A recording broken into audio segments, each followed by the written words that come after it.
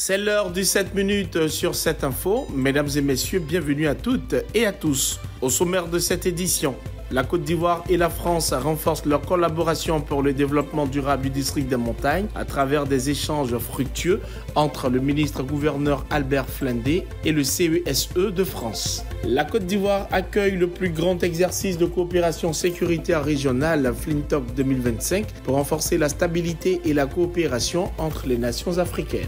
Le centre de santé de Congo-Dia dans le département d'Annibile-Krou reçoit un nouveau souffle avec l'inauguration d'un dispensaire et la réhabilitation de la maternité.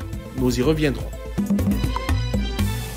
Dans le cadre du suivi des projets de coopération entre le district autonome des montagnes et le programme d'appui aux stratégies sociales, Dr Albert Flindé, ministre-gouverneur du district autonome des montagnes, a effectué une mission à Paris du 9 au 24 janvier dernier. Le mardi 14 janvier, il a été reçu par une délégation du Conseil économique, social et environnemental de France, conduite par son président Thierry Baudet, également président du Conseil d'administration du programme d'appui aux stratégies sociales PASS. Les échanges ont porté sur l'approvisionnement en eau des centres de santé, la gouvernance de l'eau dans une approche mutualiste et la mobilisation de l'expertise française pour des infrastructures durables en eau et en énergie. C'était une rencontre, je crois, très importante. Nous avons trouvé un accord global sur ce qu'il convenait de faire. Et maintenant, j'ai envie de dire, nos équipes vont passer aux travaux pratiques. Toutes les études ont été faites par les équipes techniques. Maintenant, la validation et le passage à l'échelle pour que nous ayons les bénéfices des infrastructures va se faire bientôt. En tout cas, je voulais dire merci à M. le Président, dire merci à tous ses collaborateurs qui viennent des affaires étrangères et dire que vraiment c'est avec beaucoup de plaisir que nous avons eu 7 heures de rencontre avec M. le Président. Merci. La rencontre s'est conclue sur un engagement commun à renforcer la coopération pour améliorer les conditions de vie des populations dans la région montagneuse de l'Ouest ivoirien. Une Afrique de l'Ouest plus sécurisée pour une économie plus stable. Pour la 4e fois, la Côte d'Ivoire accueille la conférence Flintlock qui se tient du 24 au 28 février 2025 à Abidjan. Organisé en partenariat avec l'armée ivoirienne, l'exercice Flintlock existe depuis 2005 et repose sur le respect mutuel ainsi que la collaboration entre les nations partenaires. Son objectif est de renforcer la stabilité régionale et de favoriser la coopération sécuritaire. Flintlock, depuis sa création, représente une opportunité unique pour nos forces armées de renforcer leur interopérabilité, d'améliorer leur capacité opérationnelle et de développer une approche coordonnée dans la lutte contre le terrorisme et les réseaux criminels transnationaux. Flintlock est le plus grand exercice annuel d'opérations spéciales organisé par le commandement des États-Unis pour l'Afrique. Il rassemble environ 1300 participants issus de plus d'une vingtaine de nations africaines et de leurs partenaires internationaux. Je voudrais exprimer ma gratitude à la République de Côte d'Ivoire pour accueillir cet exercice et pour son leadership dans le renforcement de la sécurité régionale.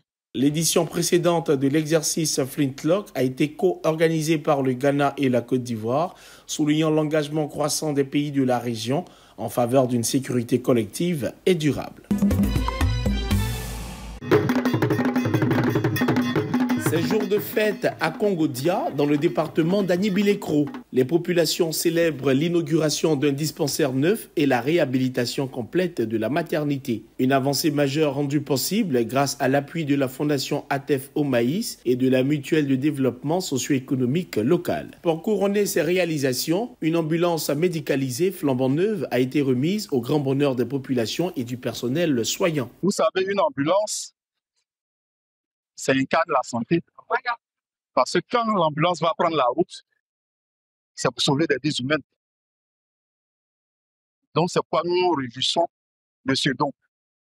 Dans la foulée, nous avons adressé notre requête visant à réhabiliter notre dispensaire qui était dans un état très, très vétuste parce qu'il datait déjà de plus de 35 ans déjà d'existence. C'était construit dans les années 90.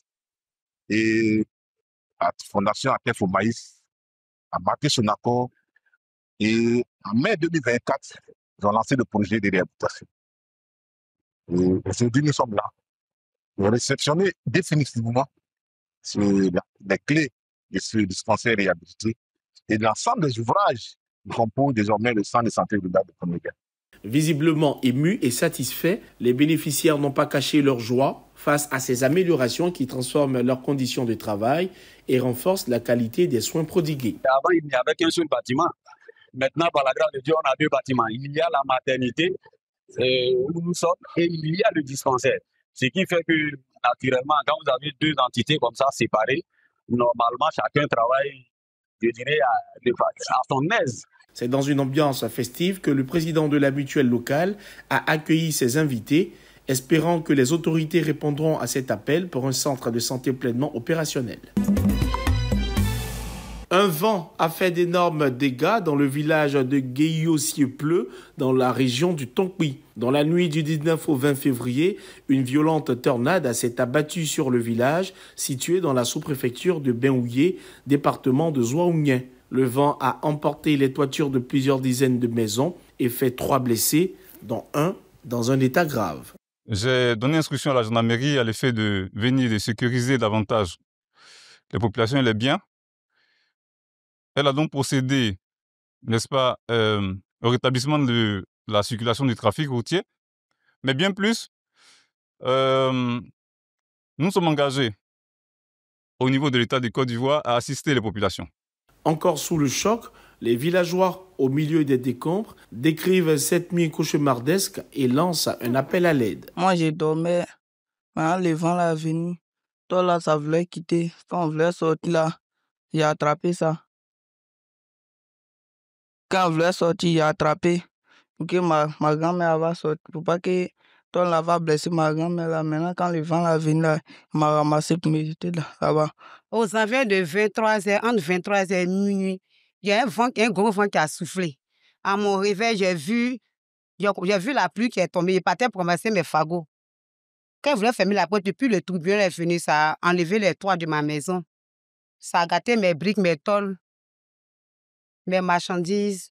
En attendant l'intervention de l'État ivoirien, Maï Clarisse, présidente du conseil d'administration de la nouvelle pharmacie de la santé publique et fille de la localité, a pris en charge les soins des blessés. C'est ici que prend fin cette édition. Merci de l'avoir suivi. Restez sur cette info. Les programmes se poursuivent.